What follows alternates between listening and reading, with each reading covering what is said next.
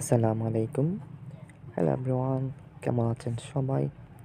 আশা করছি সবাই ভালো আছো। তো আজকে দেখাবো সহজে কিভাবে থাম্বনেল দেখে তোমরা আসলে বুঝতে পারছো আজকের ভিডিওর মধ্যে কী নিয়ে আলোচনা করব। তার মানে আজকের ভিডিওতে হচ্ছে গুরুত্বপূর্ণ টপিক, যে রিডিং শেখার নিয়ম, কতগুলো নিয়ম, শুধুমাত্র তোমাদেরকে প্র্যাকটিসের বাকি। ওকে, শুধুমাত্র প্র্যাকটিসের বাকি।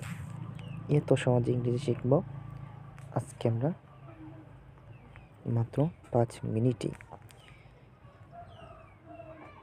দেখো একটা রুলস, এই রুলসটা হচ্ছে 9 নাম্বার। রুলসটা হচ্ছে 9 নাম্বার। আর এই 5 মিনিট ইংরেজি শিখুন, 5 মিনিটেই ইংরেজি শিখুন। আচ্ছা, তো এখন আমরা দেখি কীভাবে শিখবো। দেখলাম তো 5 মিনিট ইংরেজি শেখার নিয়ম, এখন কীভাবে যে 5 মিনিটই দেখবো, আগে দেখে যাই। আচ্ছা, এখানে I plus R plus consonant, অর্থাৎ এভাবে ওয়ার্ড গঠিত হলে আই, এদিকে আই এর উচ্চারণ আই না হয়ে এ হয়। কিটা হয়? এ হয়। অর্থাৎ আ যে এ হয়, আয়ের উচ্চারণ তো হয়, আই এটার না হয়ে আ উচ্চারণ হয়।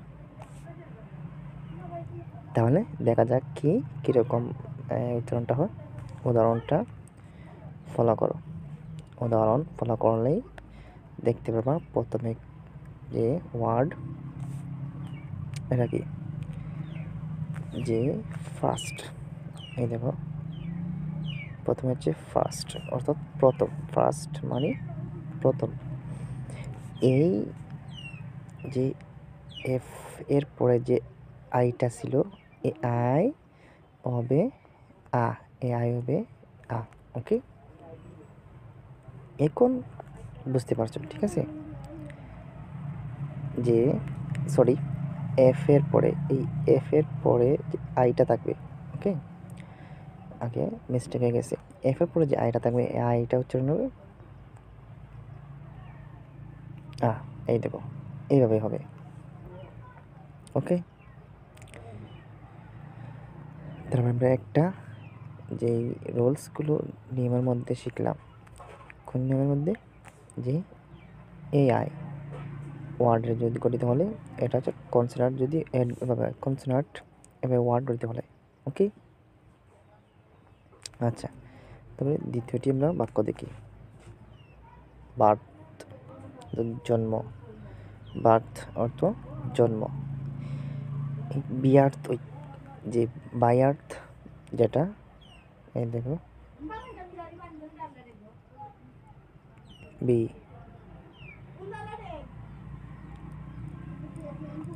এই আর টিএইচ, এই বার্থের জন্ম,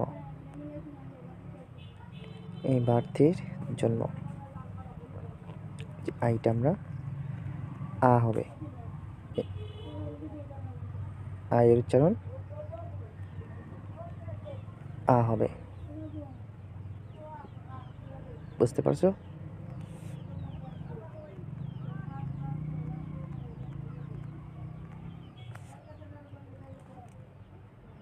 তারপরে বার্ড, এই দেখো বার্ড মানে পাখি, বার্ড পাখি। আবার বি পরে আই যেটা, এর পরে হচ্ছে ডি পাখি। সব নিচের দিকে রয়েছে সার্কেল, আই সার্কেল, এই সির যে আইটা হবে আ, মানে হচ্ছে সার্কেল মানে হচ্ছে বৃত্ত। সার্কেল মানে বৃত্ত, বোঝা গেছে? সার্কেল মানে বৃত্ত।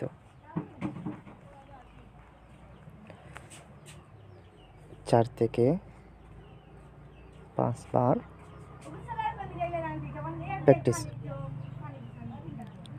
প্র্যাকটিস হবে। ওকে,